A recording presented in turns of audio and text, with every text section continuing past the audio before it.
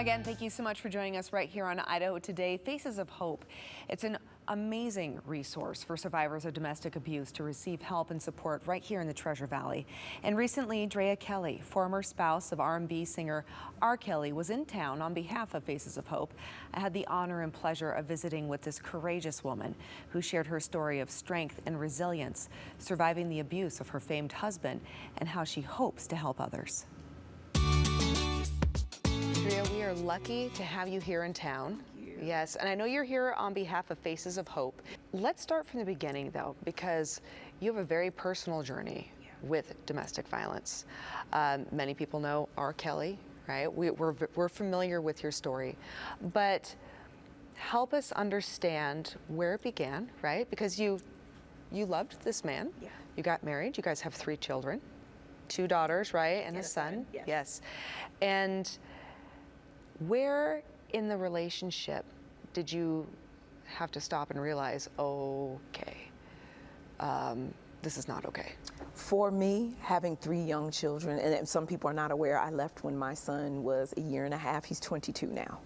And a lot of people are not aware of how long I've been gone, but for me, it was standing on a balcony about to commit suicide and jump off of it with 3 small children. And as a mother, when you get to the point that you're in so much despair and darkness that you're willing to leave your 3 small babies, it doesn't get any darker than that. For me, that was the turning point. It was actually my daughter who was 6 years old, and it's like watching her. And she became aware of what it was, and her dad was verbally abusive, and her stopping the conversation and asking her dad, like, why are you being mean to my mom? Why are you talking to her that way? A light bulb went off, and I thought, if I stay, I'm signing her name on a contract she never read. And if I stay, she's going to think that this is normal behavior. And the other thing was, I was well aware that he was testing the waters, because if I'm verbally abusive, next you're going to be physically abusive in front of my children. And that's when I knew I was done. I was done, yeah. Okay. Help our viewers understand, if they're in a situation where they don't have a canary in the mind, if you will, like children, right, that are like, hey, I'm recognizing this is not okay, right? That light that comes on for you.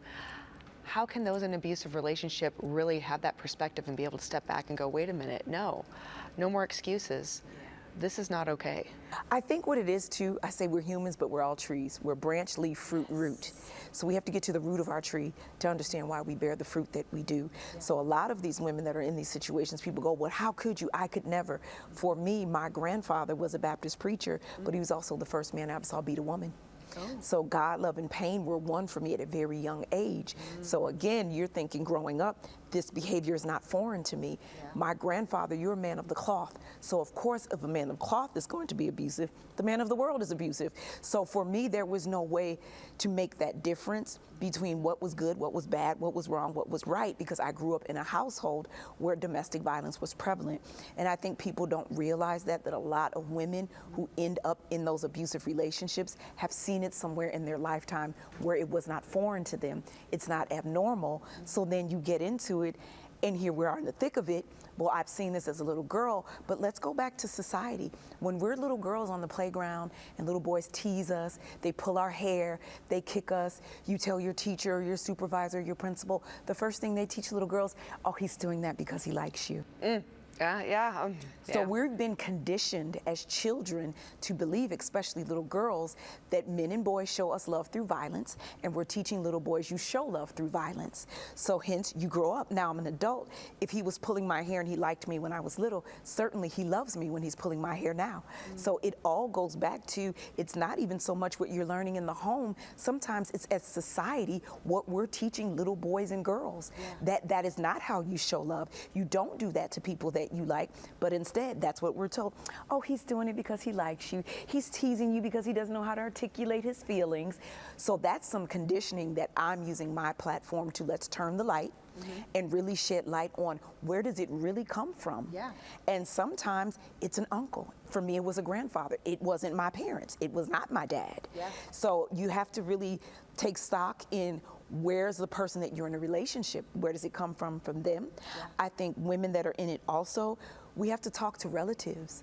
the mother of the abuser. She has to take some accountability and not say, not my son, oh, my son would never. You know, at the end of the day, serial killers give their moms Mother's Day gifts and cuts her grass too. So how do we stop the cycle? Use your voice when it's trembling.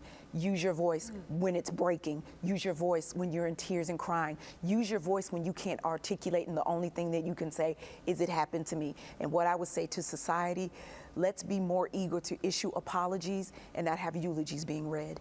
I would rather be totally wrong and have to issue an apology to a young man than to be totally right and stand over the coffin of a friend.